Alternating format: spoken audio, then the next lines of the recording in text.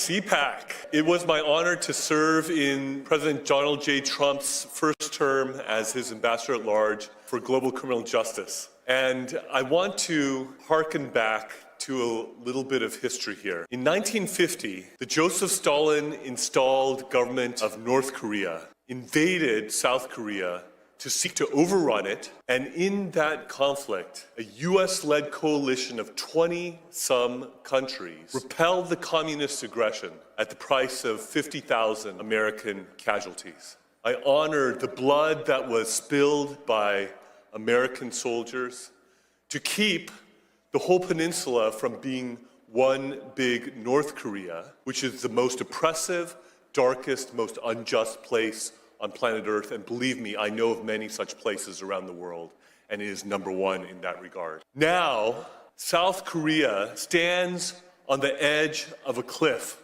The democracy in South Korea is in a danger that it has not been in for decades.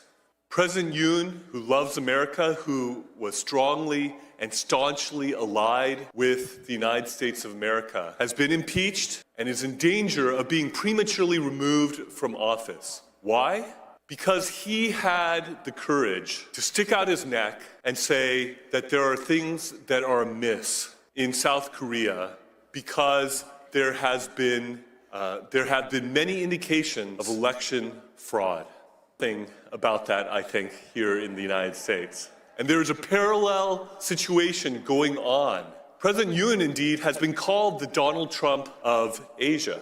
And he declared martial law in order to try to seize evidence in regards to the election cheating that he believes has run rampant and has given the Liberal Democratic Party in South Korea an overwhelming supermajority in South Korea that they have used in legislative tyranny to overrun the country, to give a haven to North Korean spies, to welcome the influence of the Chinese Communist Party, and they are rushing through a conviction process potentially before the Constitutional Court that if 6 justices on that court vote to remove him from office, he will be prematurely removed from office even though he was the duly elected president of Korea by the people of South Korea. They are rushing this through because his chief political rival who wants to supplant him as president, Lee Jae-myung, who has allegedly sent millions of dollars over to North Korea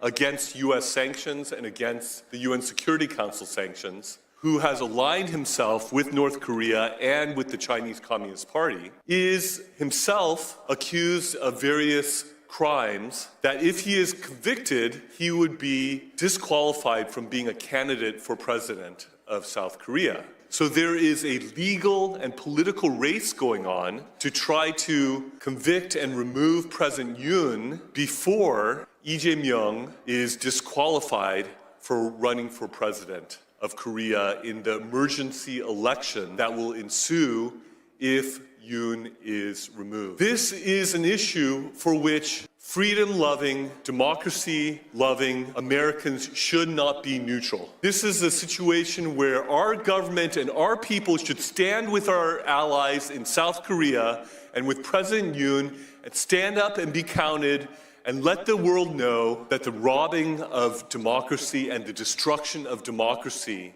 that we spilled blood to the tune of 50,000 casualties in the Korean War, will not be in vain, but that the democracy in South Korea could flourish and the people's elected president, President Yoon, who loves America, who is closely aligned with America, would be able to be vindicated in the Constitutional Court and restored to his rightful office. Thank you.